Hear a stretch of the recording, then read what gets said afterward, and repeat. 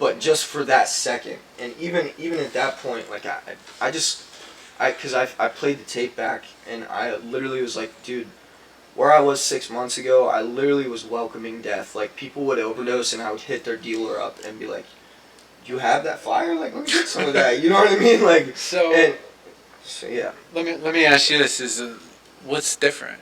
What do you think is different overall this time around?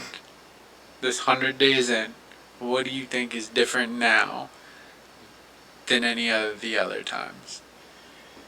So, something I heard from, like, I took your advice in rehab, and I've been like sticking around like the old heads in AA and NA, and one of them told me something that just made me reflect on my life and like what's going on and what is different this time. Is he said recovery isn't just stopping drugs. Anybody can just, you know what I mean? Not everybody, but it's not just stopping drugs. It's abstinence plus change. Right. And so it's different that I'm not using right now, but it's also different that I'm making day-to-day efforts to change the things that I know I need to work on about myself. Like I said about manifestation. Like if I wake up in a bad mood, because like I have major depressive disorder, and so naturally, even off medication, even if I was a millionaire right now with a Ferrari in the Bahamas, I could wake up and just be depressed. So I have to manifest good things on purpose. So I wake up, I put my headphones on.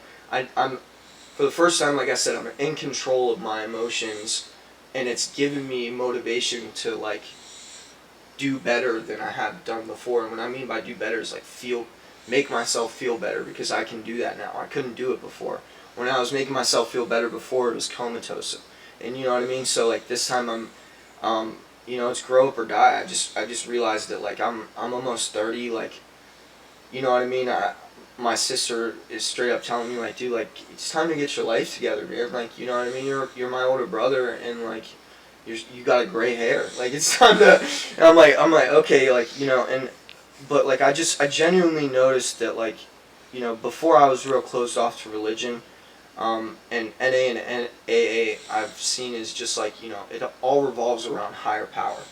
And for me, I never, like I said, my mom was against religion. Like she literally would talk about being against religion. It's a cult, blah, blah, blah, this and that.